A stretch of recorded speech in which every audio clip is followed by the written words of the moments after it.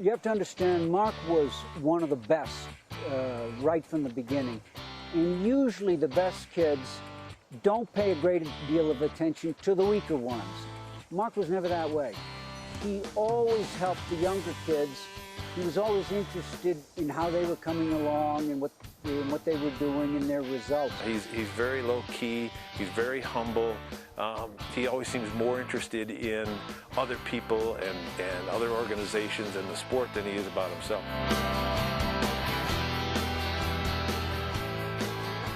He was a real special guy for me because he always cared about us. At least he gave us the impression that he cared about the younger guys in the club, and he'd come around and he'd say, hey, you know, you might want to think about trying this, or you're doing a good job. And you know, a few words like that from a guy that was on the national team when you were a young kid growing up in the ski club carried a lot of weight. He rises to the occasion, and it was, you know, a joy for me to work with because he made me a better person, a better coach.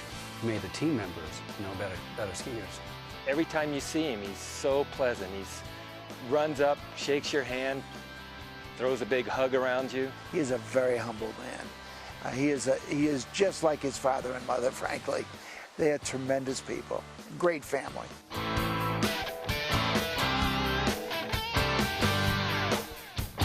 You know, when I first met Mark, when another coach had said that Mark was raising hell, and I'd known him a little bit, but I was coaching the weaker kids, and I said, hey, let me spend a moment with him, and we went out for a run. In fact, they said, Mark, if you beat me, you can do anything you want. And so I beat him by a couple of feet, and maybe he let me, and from then on we were great friends.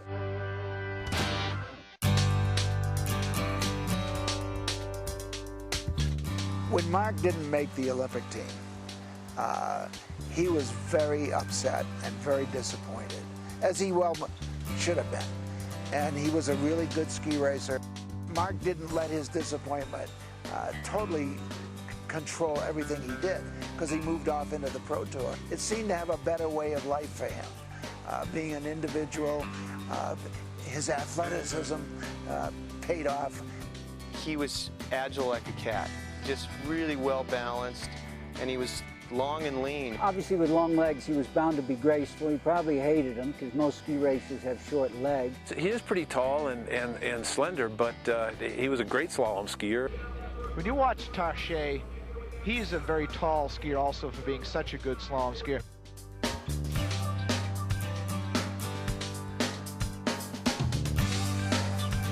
You know, I think it's easy to understand why he connected so much with the kids, because just like his personality, everybody connects with Mark. He's enjoyable to be around because he exudes such a zest for life. The kids just relate to him immediately. He's almost like a Pied Piper.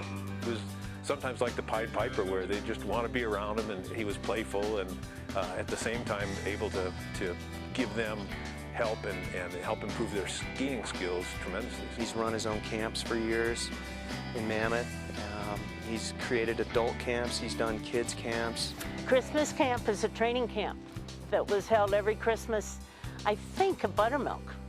And kids would sign up and just learn racing skills. What Mark did was amazing. He just took everything he had in ski racing and all of his personality and brought it right back into these kids. And he was with the kids for many, many years and did a great job here. I think in this community alone, he stands out as a guy that's really gone door to door. He is a true philanthropist.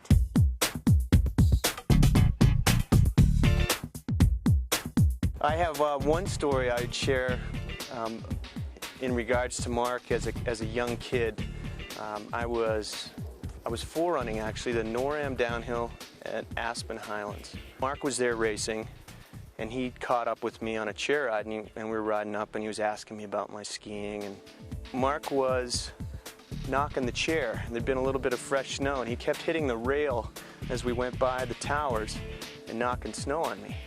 And so came up to the next tower, and I reached up, and I was probably 13 or 14 years old, and I reached up, and right as I hit the tower, my pole caught in the wheels, and it darn near tore me right out of the chair. Mark actually grabbed onto me, and my pole bent in a full U, and it pulled out, and he was laughing. He said, you know what? Don't sweat it. It's downhill. You really don't need your poles.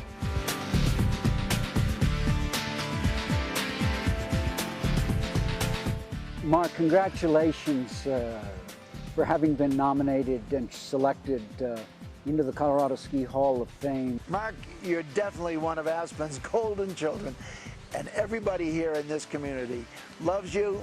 Scratch, on your special night, Sonny and I and my two little shavers, we'd like to congratulate you.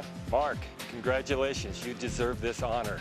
You really epitomize what this sport is about, and I couldn't be happier for you.